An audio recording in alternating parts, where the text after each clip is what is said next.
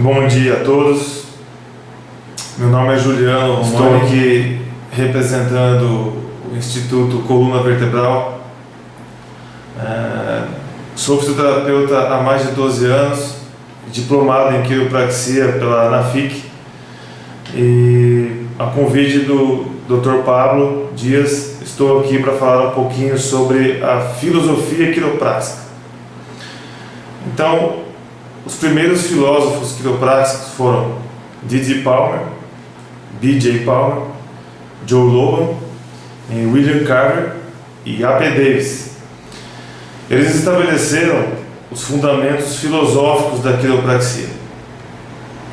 Então muitas coisas se falavam a respeito de vitalismo, humanismo e outros pensadores da época também mencionaram sobre essa filosofia, que na verdade é um modo de vida, né? Então quando se fala em quiropraxia, não são somente a parte científica, né, embasada e apenas ajustes, e sim tem toda uma filosofia por trás dessa história, né?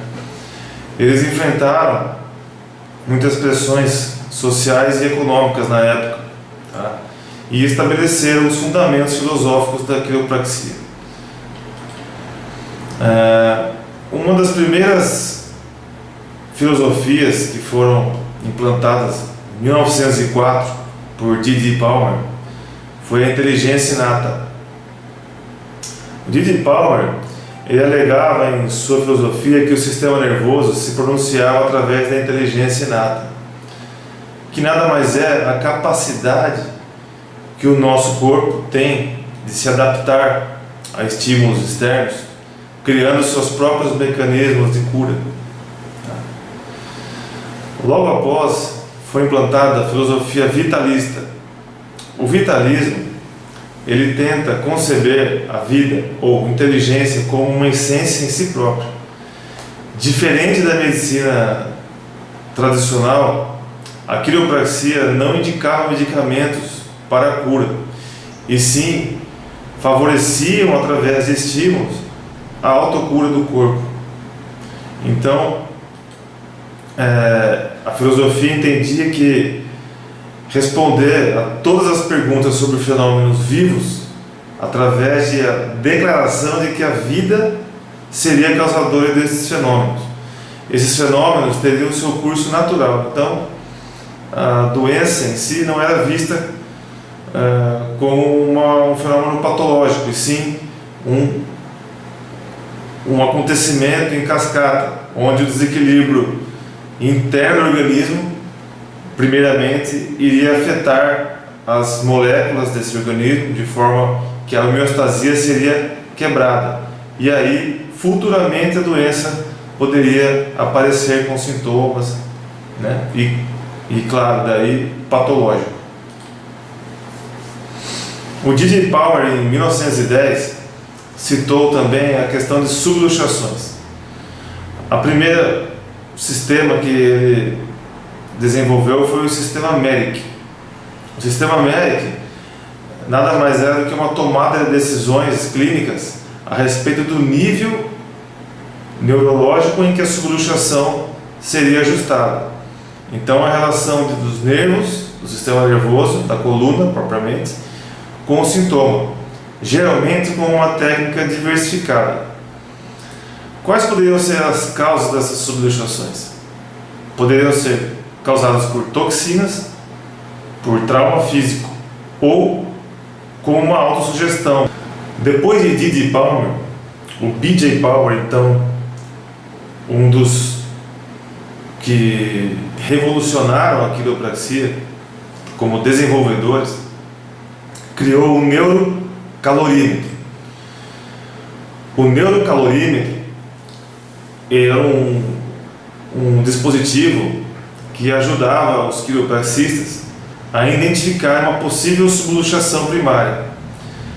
Essa subluxação primária, teoricamente, teria a sua temperatura aumentada. Por que aumentaria essa temperatura? Por excesso de vibração, que D.D. Palmer já havia citado anteriormente. Ainda com B.J. Palmer, também desenvolveu a técnica Hole-in-One, Hyle, em 1930. Ele desenvolveu um ajuste cervical superior, upper cervical, onde esse ajuste promoveria diversos outros ajustes no sentido crânio-caudal. Depois de B.J. Palmer, Willard Carver teve também então uma abordagem estrutural, onde padrões de distorções posturais primárias e compensatórias poderiam desenvolver subluxações na coluna vertebral ou em seu esqueleto, envolvendo vários segmentos. Então, a influência da gravidade sobre essas estruturas trariam dor, trariam doenças, causariam lesões.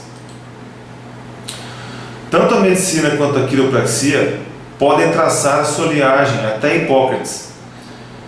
Ou seja, para a quiropraxia, a autocura é através de ajustes. Então, Hipócrates, em um dos seus livros, quando ele escreveu, ele dizia essa questão, mencionava essas questões sobre doenças, como elas poderiam surgir.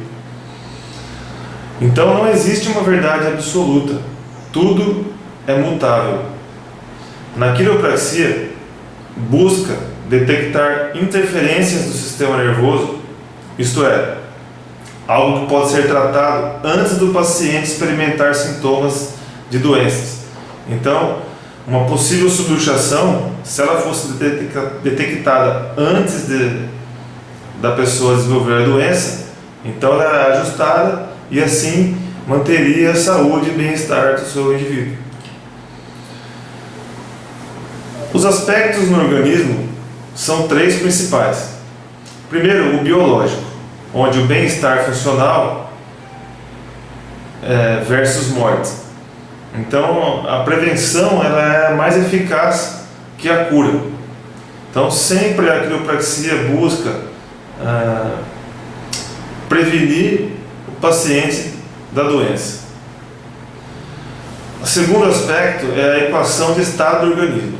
Então, o estado em que o organismo se encontra é um resultado da inter-relação dinâmica interna e dinâmica externa. Então, nós temos hoje em dia fatores patogênicos externos que geram adaptações internas no organismo. O terceiro aspecto biológico do organismo é a dinâmica calistênica. Então, o organismo pode se adaptar e funcionar com sucesso dentro de um escopo de diversas condições externas, desde que ele tenha exposição regular a essas condições. Então, o organismo ele tem essa capacidade de se adaptar a diversas situações, tá? Desde que esses estímulos sejam frequentes. Nós não temos como saber se o inato reside dentro do corpo ou fora do corpo, tá? Isso o D.D. Palmer já citava antigamente. Então, como saber se a inteligência inata vem de dentro do corpo ou de fora? Não tem como saber. Isso é intuitivo.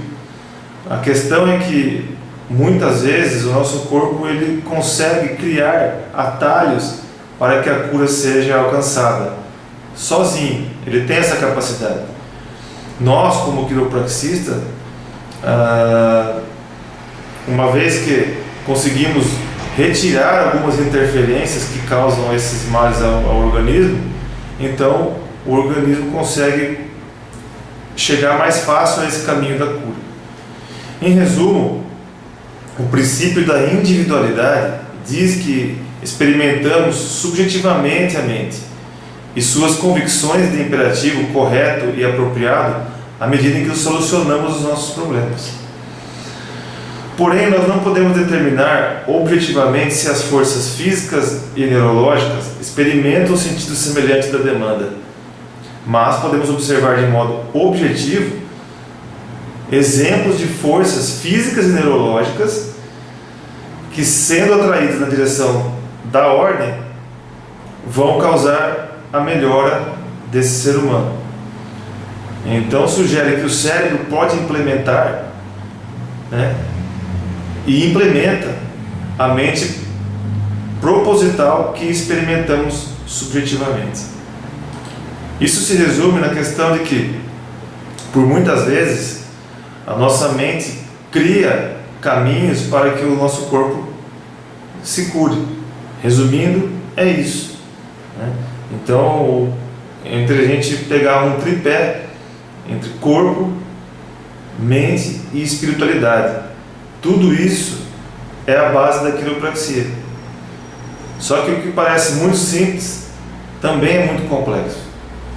É muito complicado de nós desvendarmos esses caminhos. Muitos caminhos ainda não são desvendados hoje em dia. Então, a quiropraxia, em sua filosofia, tem como princípio o sistema nervoso central.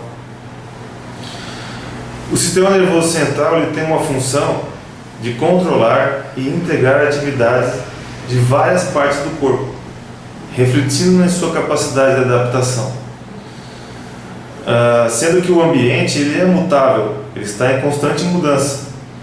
Então o sistema nervoso ele consegue receber a aferência desses estímulos e devolver ao corpo de forma eferente, mantendo a sua homeostase interna. Ele pode liberar substâncias químicas para regular o organismo, né, na forma de relaxante muscular, por exemplo, na forma de inibidores de dor, por exemplo. Enfim, espero ter contribuído em relação à filosofia quiroprática. Ela é muito difícil de se falar em pouco tempo, em 10 minutos, mas ela é muito abrangente. É muito interessante que nós tenhamos uma noção, uma ideia sobre essa filosofia que vai nos nortear, com certeza, no tratamento de nossos pacientes. Espero ter contribuído pelo crescimento dessa especialidade dentro da fisioterapia e mandar um grande abraço a todos e até breve.